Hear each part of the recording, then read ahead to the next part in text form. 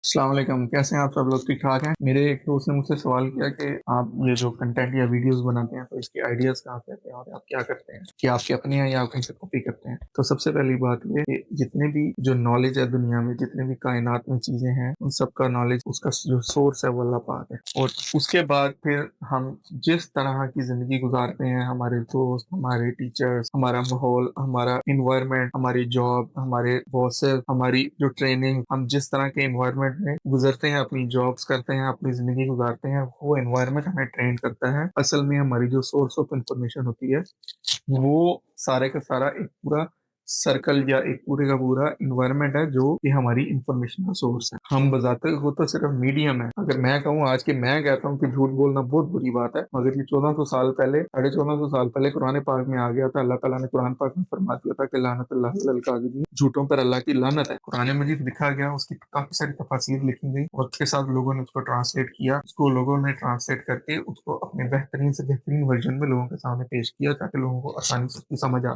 तो डाटा हमेशा मौजूद होता है। हो सकता है कि कुछ बातें हो जो अरबिक लैंग्वेज में मौजूद हो, मगर उसको ट्रांसलेट करके मैं अपने सर्कल में एक्सप्लेन कर रहा हूँ, अपनी फैमिली में, अपने दोस्तों में, ताकि उनको बेटर अंडरस्टैंडिंग हो सके with my own life experience examples, या मैं अपनी अपनी इंटरप्रिटेशन में अगर उसको मैं एक्सप्लेन कर रहा हूँ तो वो मिक्स करके वो एक कंटेंट बन जाएगा। असल में अगर कोई कहे कि मैं कंटेंट बिल्कुल, मैं रात को ख्वाब में सोता हूँ और मुझे कंटेंट ऊपर से आना शुरू हो जाता है, ऐसा नहीं होता। तो ये सारी चीजें आ जाती हैं कि आपका नॉलेज क्या है, आपका सोर्स क्या है। हाँ, कुछ चीजें ऐसी हैं जिनके लिए कुरान है, हदीस है, जो जो हमारे क्रिटिकल टॉपिक्स हैं, जिसमें हमारे कुरान पाक है, हदीस है, और इस तरह की डिफरेंट चीजें हैं जिन पे हद लागू होती है। अगर मैं उसका कुछ गलत बोलूंगा तो उस पर हद लागू होती है, तो उसके लिए रेफरेंस मेंशन करना बहुत जरूरी है। मगर कुछ चीजें ऐसी होती हैं जो हम अपनी जिंदगी में अपने एक्सपीरियंसेस के साथ एक्सप्लेन करते हैं। हर बंदे का अपना एक्सपीरियंस है। मैंने सऊदीया में आया तो मैंने जॉब कैसे हासिल की, मैं अपना एक्सपीरियंस बताऊंगा। मुझसे पहले जो लोग आए थे सऊदी अरेबिया में, वो अपना एक्सपीरियंस बताएंगे। मेरे जो बाद में आने वाले होंगे वो अपना एक्सपीरियंस बताएंगे। हर कोई अपना एक्सपीरियंस बता रहा है based on their own knowledge, their own data, but the reality is we are all copying. मैं भी कॉपी कैट हूँ। मेरा अगर बॉस कोई अच्छा ड्रेस पहनता था, अगर मैं तो उसको जेन जेन में कॉपी करता था कि कभी मेरे पास भी पैसे होंगे तो मैं ऐसा ड्रेस पहनूंगा। जो मेरे घड़ी पहनी है, शायद की बात है, मैंने किसी मूवी में देखा होगा, तो मैंने उस वक्त जेन बना लिया था कि एक वक्त आएगा जब मेरे पास पैसे आएंगे तो मैं ये घड़ी लूंगा। मैंने ले ली और मैंने पहन ली। हम असल में कॉपी ही कर रहे होते हैं उन चीजों को